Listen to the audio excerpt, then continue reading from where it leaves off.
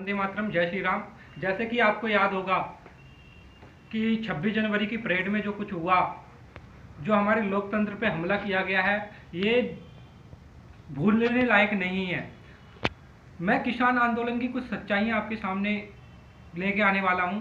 दिसंबर में आपने देखा होगा कि सुप्रीम कोर्ट में एनआईए ने एक हलफनामा दाखिल किया, जिसमें उसने कहा कि इस मतलब आंदोलन में कुछ असामाजिक तत्व, कुछ खालिस्तानी समर्थक, कुछ एसआईआई के एजेंट इसमें शामिल हो चुके हैं। पर इन्हीं किसान नेताओं ने और विपक्षियों ने कहा कि नहीं, ये तो आंदोलन को बदनाम करने की साजिश है और आंदोलन खत्म करने की ये साजिश है। ये सरकार की मिली हुई है, एनआईए से सरकार मिली हुई है और इन्होंने सरकार ने कराया है जो भी कराया है। उस बात को, मुद्दे को छोड़ो, इसके विषय में मैं बाद में अब बात करूंगा आपसे।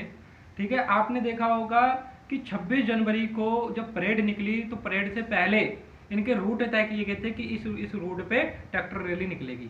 उसके बाद क्या होता है, आपने देखा होगा कि पुलिस ने बोला था कि जो जितने भी गुट हैं, किसानों के जो भी गुट हैं, उनके गुट्टों के लीडर उसको मतलब उसको उनकी अगुवाई करेंगे, आगे आगे जाके उनकी अगुवाई करेंगे, आगे आगे लीडर चलेंगे, पीछे से फार्मर्स चलेंगे।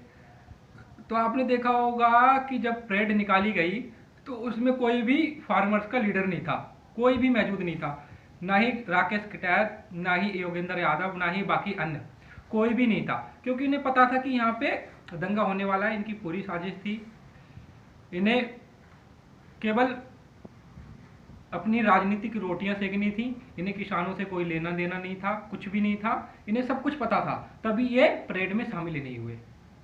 कोई कहीं है, कोई कहीं है, और खासकर लीड जो करना था वो इन्हें करना था, पर ये कोई भी नहीं थे वहां पे। और एक बात ये भी है, राकेश कटैत कहते हैं कि हमें जो रूट पुलिस ने दिए थे उस रूट पे तो बैरिकेडिंग लगा रखी थी, उन्होंने रूट बंद कर रखे थे। तो मैं आपसे एक बात कहना चाहता हूं, जब पुलिस ने 12 बजे का आपको टाइम दिया था कि 12 से 5 आपको वो निकालोगे, तो आप उस रूट पे 8 बजे 9 बजे से स्टार्ट क्यों हो गए? तो वो रोड तो बंद मिलेंगे ना, क्योंकि आम जनता वहां पे ना जाए इसलिए उन्होंने रूट बंद कर रखे थे। तो आप उस रूट को फॉलो क्यों नहीं किया आपने? जब 12 बजे का टाइम था तो आप 9 बजे क्यों निकल गए? तो रूट तो आपको बंद ही मिलेंगे ना। एक ये साजिश, तो इन्होंने ये बहाना करके लाल किले की तरफ ले गए। लाल किलों पे इन्होंने कब्जा किया, वहां की राष्ट्रीय धरोहर जैसे कि वहां की कल्स, मैगजीन वगैरह इन्होंने चोरी की। लाल किले पे तोड़फोड़ की, वहां के टिकट काउंटरों पे तोड़फोड़ की। ये एक उपद्रवी थे, इन्हें कोई किसानों से कोई लेना देना नहीं, ये अपनी राजनीति रोटी सेकने वाले हैं और कुछ नहीं। फिर उसके बाद क्या होता है, राकेश कटैत का आता है कि बक्कल उछाल दिए जाएंगे अगर किसी ने ट्रैक्टर रैली। अब तो भैया बक्कल तो यूपी पुलिस उछालने वाली है, तुम्हारे बक्कल तो वही उछालेंगे योगी जी, और किसी की तो की है नहीं। वो तो उन्होंने बड़ा संयम दिखाया दिल्ली पुलिस ने ना, बक्कल तो वही उतार देते। और अब तो यूपी पुलिस बक्कल उतारने वाली है, आप टेंशन ना लें, पूरे बक्कल उतरेंगे आपके। फिर भैया क्या होता है कि फिर कहते हैं भैया वो संधू, कि दीप संधू भैया बीजेपी का है। मैंने जैसे कि आपको वीडियो से पहले बताया था कि दीप संधू को जब हलफनामा जब दिसंबर में एनआईए ने डाला था सुप्रीम कोर्ट में, तो दीप संधू का उसमें नाम था कि भैया ये खालिस्तानी समर्थक है।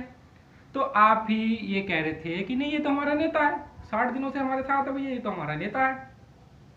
तो आज जब उसने झंडा फहरा दिया तो नेता तो आज भी होना चाहिए आपका, आज बीजेपी कैसे हो गया? और उसी टाइम कहते थे कि ये सन्नी देओल को इसने चुनाव लड़ाया, वो किया। हाँ लड़ाया, चुनाव सही था, बिल्कुल सही है, चुनाव लड़ाया। पर सन्नी देओल ने जब हलफनामा एनआईए ने सुप्रीम कोर्ट में दाखिल किया तो सन्नी देओल ने कहा कि भाई मेरा दीप संधू से कोई भी लेना देना नहीं है। आप उसके ट्विटर हैंडल पे, सन्नी देओल के ट्विटर हैंडल पे आप देख लेना कि 6 दिसंबर को उसने क्या डाला था। उन्होंने कहा कि बीजेपी मेरा और मेरी पार्टी का इससे कोई लेना देना नहीं है, उसने मुझे चुनाव लड़ाया था पर हम काफी समय से नहीं मिले हैं, जो भी वो बोल रहा है, जो भी कर रहा है वो उसकी निजी बात है, उस बात को आपने ध्यान नहीं दिया। ठीक है, सुप्रीम कोर्ट ने हलफनामा में कहा कि दीप संधू जो है खालिस्तानी समर्थक है। ठीक है, उस बात को आपने ध्यान नहीं किया, तो वो आपका किसान नेता था। आज जब वो किसान नेता फंस गया बुरी तरह से, तो आज वो हो गया भाई बीजेपी का। ये एक बहुत बड़ी साजिश है, ठीक है। और दूसरी बात क्या हुआ है कि वहां पे खासकर खालिस्तानी झंडा ही क्यों ले जाया गया, किसान झंडा क्यों नहीं लगाया वहां पे? सोचने वाली बात है ना ये। बाकी कृषि विधेयक बिल पे मैं आपसे कल चर्चा करूंगा, ठीक है, और विस्तार से बताऊंगा कि ये है क्या और किसानों को इससे क्या फायदे हैं और क्या घाटा है। तो नमस्कार, जय हिंद, जय भारत, जय श्री राम।